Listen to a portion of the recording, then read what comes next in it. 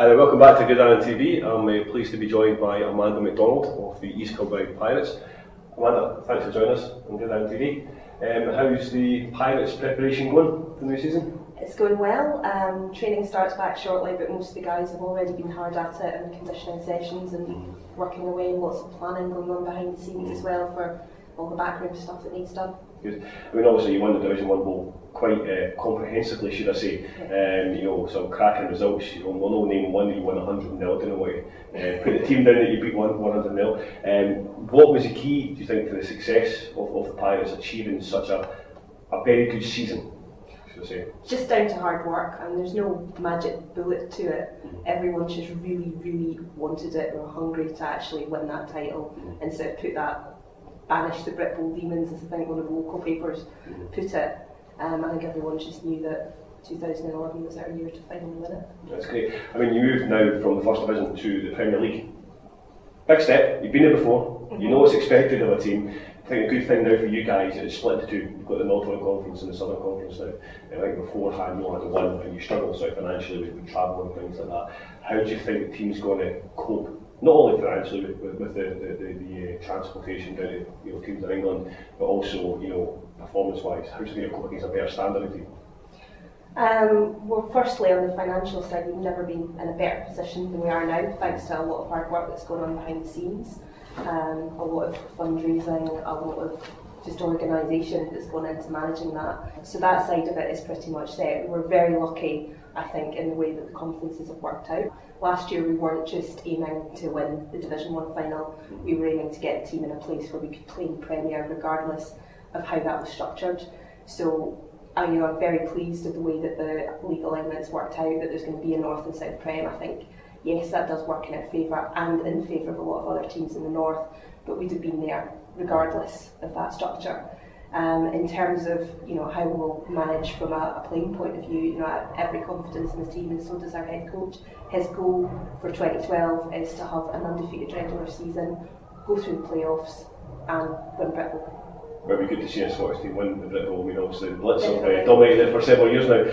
We spoke to Mark earlier in the show, and he was very complimentary of the East Kilbride Pirates. He knows he's been there before, he knows all about you, and he is obviously expecting a big season for you guys. You're going on there, what kind of preparations are you guys making to take that step up? Because no respect to the First Division teams, some fantastic teams out there, but you're taking that step up to where you're playing a better quality aside. Guys have got European experience, guys have been in the Premier League for many years. What sort of preparations are the team making to ensure that they sort of cope with that? A lot of our guys have already been working away hard during the off-season, working in positional groups, doing conditioning sessions. Ian Dick, our running back, he's been doing some great conditioning sessions in the gym with a lot of the guys, really pushing them to get to that sort of athletic level that we think we'll need. But the guys are just totally up for it. We've also got a training camp in place, on our first residential training camp. When is that? That's at the end of March, and that'll be the end of Applied Sports, National Sports Centre. Alright, is that open to everybody, or is that open to just like East Kilbride players? Or that? We've certainly gone out to a few other teams and plan to do so to pretty much most of the teams. If people are keen to come along and participate, then they're very welcome. Okay, so how do they get in touch with you if they want to basically go along to these sessions? Do they just email you yourself or Facebook, or is there any way we can get in contact with you to try and arrange that? And probably the main point of call, I say, is go to the team's website, which is www.piratesfootball.co.uk. Go to our Facebook page, if you just search for Pirates Football, and contact anyone, myself or anyone in our committee. And is there any cost involved in that for anybody who's to want to turn up? The training camp, there is a cost to that. We're subsidising it to a degree for our own team, but the cost will be £100 per person. Amanda, we spoke last time in the Stadium in the last season. You were really keen on us getting involved in youth football, which we try and promote youth football as much as possible. We also had Tom Cramb on talking about youth development squads. What are the Pirates doing this year? Have you got any sort of kids coming up from your youth development squad?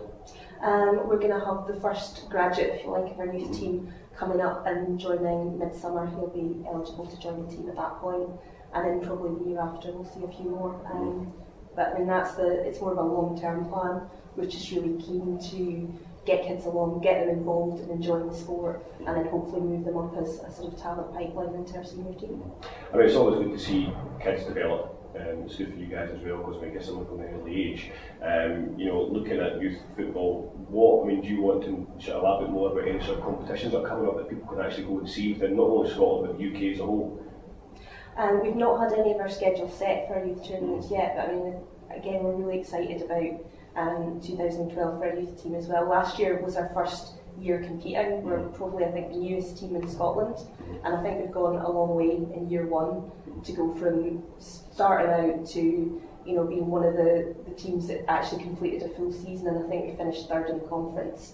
You know, we've got a lot of experience out of that, a lot of learning points that Ross Templeton, who's the youth head coach, and all the guys that are more heavily involved in running the youth team will be taken on board, and I've learned from that. And you know, we're really looking forward to getting around all the different tournaments again, and hopefully we're going to be going up to Inverness as well for a shared training session with guys. Oh, very good. Yeah, and also the youth champions this year as well. So absolutely. So I mean, we're always keen to look for opportunities, and there's only normally 5 tournaments a year, and whereas all the youth team guys are just hungry to play, they'll come along, they'll watch our games, they'll come along, watch our senior practice as well. They're just sort of super keen, and we're trying to organise as many different opportunities through working with other teams. We've got great relationships with all the other youth teams in Scotland, I'd say, and I think it's great to see everyone working together like that, and Tom mentioned that. Amanda, we touched on youth football, so we'll sort of move away from that just now, but what I spoke to Mark about and what to get your touch on the idea was a potential development league. They do it in Ireland, where they have not only B squads, but you know, teams who maybe are at affiliation level. Now what it does is you get players who might come into the game, whether it's young or older guys who want to come in, who haven't necessarily got the experience, who may not get a lot of downs within the regular season.